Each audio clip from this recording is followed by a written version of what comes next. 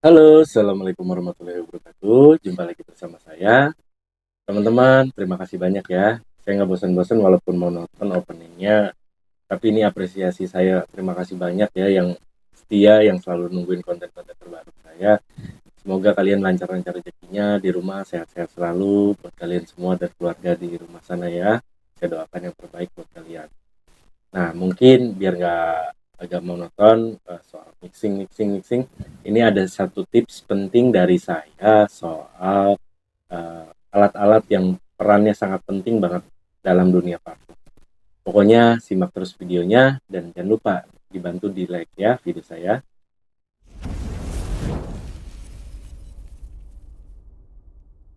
Oke, teman-teman, mungkin yang udah nonton video saya beberapa itu ada trouble ya.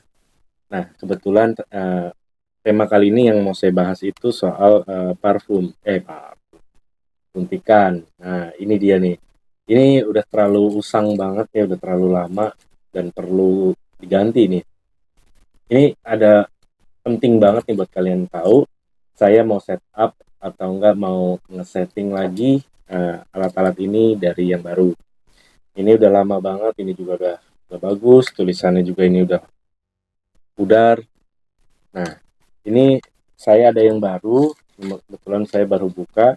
Nah, ini penting banget buat kalian nih untuk alat-alat ini, di mana dua versi ini tuh ada yang bulat seperti ini, ya, ada yang lurus langsung. Keduanya sama aja, nggak ada beda buat saya. Nah, nah setup pertama itu yang perlu kalian tahu itu dari suntikan ini kan penting banget nih buat transfer bibit parfum ke dalam gelas ukur, terus juga bisa transfer lagi buat apa namanya pelarut. Nah, ini kan baru nih teman-teman. Setup pertama itu saya sedikit info. Kalau kalian mau gampangnya, mudahnya, kalian bisa ke toko akuarium yang gampang ya. Itu selang kayak gini. Ini buat gelembung udara. Biasanya dijual meteran. Nah, ini ini tuh ngepas banget buat ukuran seperti ini. Nah, jadi buat nyampur-nyampur enak. Cuman kalau kalian nggak terlalu suka yang melengkung atau kurang lurus, ini ada tips lagi dari saya. Kalian harus punya atau enggak cari bekas lem G atau lem Korea. Nah, yang kerucutnya ini biasanya sih kalau saya nggak saya pakai. Nah, ini kalian bisa pakai, ambil ininya. Nah, ini kalian penting banget nih teman-teman. Kalian potong karena kan kalau kalian pakai ini terlalu panjang, ini kan lubangnya terlalu kecil ya. Jadi buat ngambil bibit atau apapun jadi agak berat. Kalian harus potong kurang lebih ya, jangan terlalu dalam-dalam. Nah, sebesar ini. Nah, sebesar ini ya teman-teman, pancongnya. Ini ukurannya tuh udah buat saya ya. Ini saya cari sendiri ukuran yang pas dari berbagai banyak macam ya. Ini enaknya, gampangnya dan kenceng. Ini kalian tinggal masukinnya ke lubang. Tuh. Ukurannya emang pas, kalian juga masukin juga harus ada tenaga ekstra gitu. Nah, ini kenceng banget, nggak gampang copot ya. Karena saya trouble banget dulu tuh kalau lagi ngaduk nih, tiba-tiba nggak kuat nahan apa tekanan, muncrat. Nah, kalau ini udah saya nemuin mbak, terus ini gampangin lem lem Korea. Dan kedua, kalian harus cari bekas sedotan minuman. Nah, kalau ukuran yang pas, menurut saya kalian bisa cari minuman yang ada agar-agarnya kayak jelly drink kali ya, jenisnya kayak gitu. Nah, kalian ntar tinggal masukin ini aja, tuh, pasin. Nah, kenceng, lurus. Jadi saat dipakai buat ngaduk-ngaduk pun enak nih teman-teman tuh. Panjangnya dapet. Misalnya kalau gelas ukur kalian di rumah kecil, nah ini kan agak gantung nih teman-teman. Kalian bisa potong aja, ikutin sesuai selera. Mau ikut seperti saya agak tinggi juga bisa, mau kalian pendekin juga nggak masalah. Nah, dua alat ini buat mompa kenceng banget nih teman-teman. Ada rahasia yang bukan rahasia lagi, ada satu setup lagi yang sangat penting menurut saya. yaitu di bagian karet nih teman-teman. Karet ini wajib kalian harus lapisi. Kalau nggak umurnya tuh nggak akan lama karetnya, gampang sobek, gampang pecah. Nah ini kan karet nih, baru agak susah. Susah teman-teman kalau baru. Nah, dah.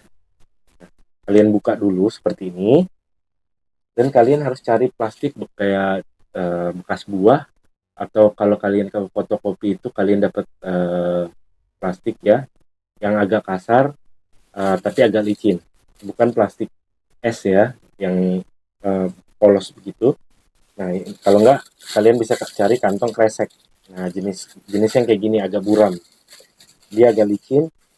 Nah, ini kalian harus gunting tuh jangan terlalu besar. Nah, saya contohin ya. Nah, ukurannya seperti ini. Nah, kalau kalian kebesaran, kalian kurangin lagi. Kalau saya potong dulu agak mirip seperti bulat, teman-teman. Bulat, yang gak usah rapi-rapi bulat banget gitu, enggak. Nah, kalau udah lepas seperti ini, kalian masukin ke lubang. Nah, ini cara menentukannya itu jangan terlalu lebar banget, nanti sehingga lubangnya agak susah.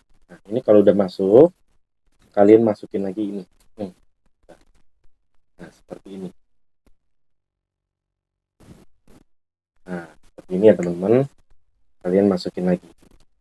Nah, kalau menurut saya selain plastik yang saya coba itu kurang enak, ini dipakai lama pun buat mompa ini enteng. Tapi kalau plastik jenis lain itu makin lama kadang berat, kadang kalian bisa fitness bagian jempol kalian. Nah ini enak. Terus tahapan selanjutnya yang penting banget menurut saya itu bagian tulisan. Nah contohnya ini, karena saya udah jarang banget pakai yang ada milimeternya ya, jadi saya nggak lapisin plastik. Jadi alhasil contohnya seperti ini, tulisannya kan hilang, tersisa bagian bawah.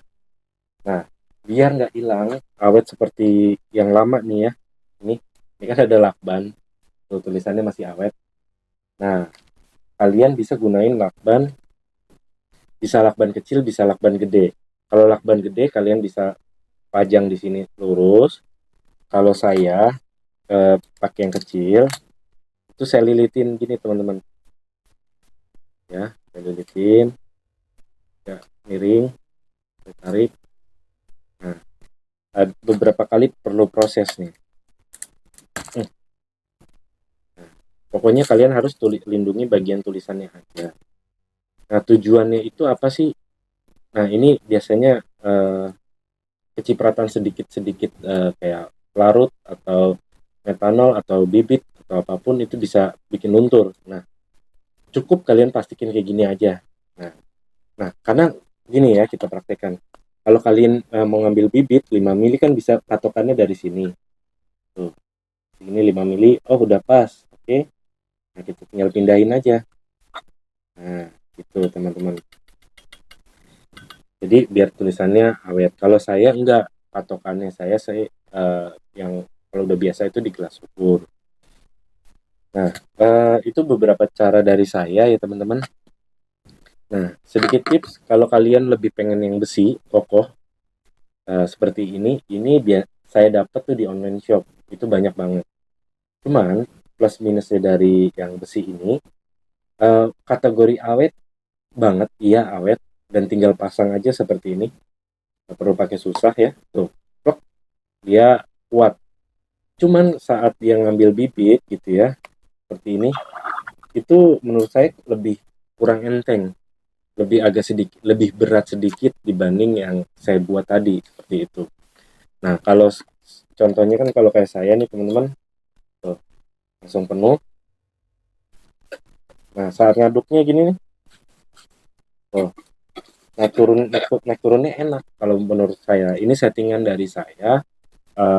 Kalau kalian mudah-mudahan ini menambah wawasan buat kalian ya, setup suntikan dari saya. Alatnya tuh selang sedotan kalau kalian mau gampangnya, Tapi kalau kalian nggak suka melengkung gitu ya, mau yang kaku, kalian bisa pakai sedotan dan bekas lem Korea yang saya bilang atau lem G. Nah, itu setupnya seperti yang tadi. Jadi buat kalian tuh enak loh. Tuh, kayak gini buat nyuci botol pun enak kalau yang panjang nih teman-teman. Tinggal dilingkerin gini ya. Tuh, pelan-pelan. Buat ngaduknya juga enak. Tuh. Atau nggak buat nyuci lagi ntar sedotannya. Tuh. Nah, kurang lebih setup yang saya pakai itu seperti itu cara settingannya. Mudah-mudahan video kali ini bermanfaat buat kalian. Bantu like, kalau yang belum subscribe. Saya ucapkan terima kasih banyak yang nonton video saya sampai habis. Mudah-mudahan bermanfaat. Sampai ketemu lagi di video-video selanjutnya. Saya ucapkan assalamualaikum warahmatullahi wabarakatuh.